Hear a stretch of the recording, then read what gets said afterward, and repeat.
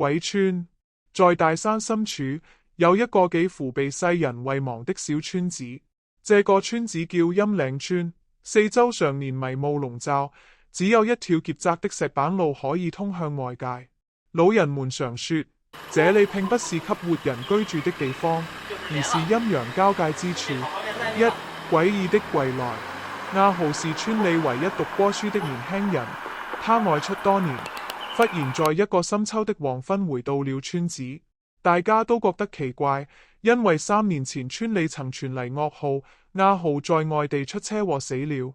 可是他站在村口，面色蒼白，卻微笑着對鄉親們說：我回來了。老人們背脊一亮，不敢多言。他娘更是當場哭了出來，一把抱住他，卻覺得兒子的身體冰冷僵硬，仿佛一塊凍石頭。從此以後，阿豪的舉止越來越詭異，他只在夜裏出現，從不在陽光下出門。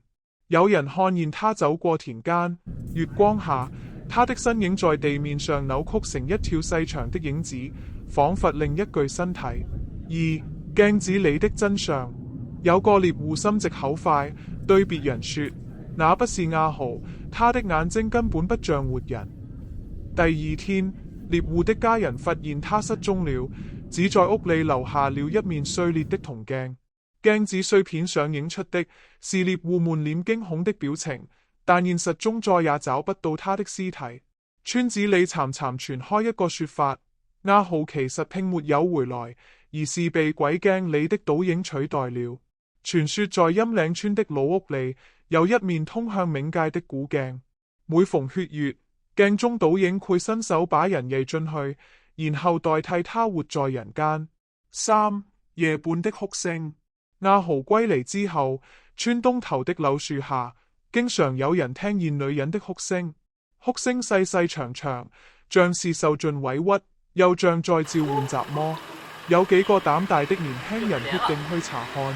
那天夜裏，月亮慘白，他們拿着火把走到柳樹下，只見一個身影蹲在樹根，頭髮凌亂，肩膀微微抖動。你是誰？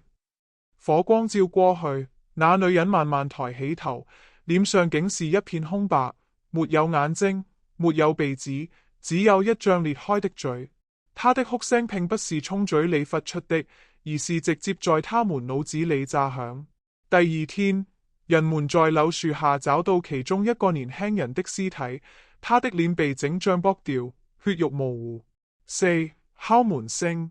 村口住着一位孤寡老人。某夜，他聽到有人輕輕敲門，咚咚咚。是誰？老人顫抖着問。外面傳來低低的聲音：爹，是我回來了。可是老人猛然想起，那是他早逝的兒子的聲音。3年前，他的兒子掉進山谷摔死，屍骨無存。敲門聲越嚟越急，門板震動，仿佛隨時要裂開。老人嚇得鑽到床下，用被子死死捂住耳朵，直到天亮，敲門聲才停。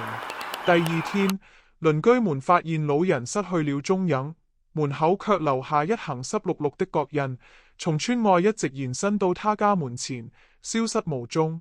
5血月。日子一天天過去，村子裏的人越嚟越少，不是莫名失蹤，就是暴斃家中。剩下的村民開始懷疑，這一切都與阿豪有關。終於有一天，血公色的月亮再次升起，天空被染成暗公色，人們聚集在祠堂，祈求祖先庇佑。忽然，祠堂裏的銅鏡自己搖晃起來，發出低沉的嗡鳴。鏡子裏映出了整個村子，但畫面卻是一片死寂，房屋殘破，人影鬼笑，地上滿是屍體。這就是我們的未來嗎？有人嚎叫。阿豪此時出現在祠堂門口，他的眼睛徹底變成血公色，臉上露出扭曲的笑容。你們都要替我去鏡子裏，我一個人太孤單了。6忠烈。驚恐的人群四散奔逃，可無論他們往哪裏跑，最後都會回到祠堂門口。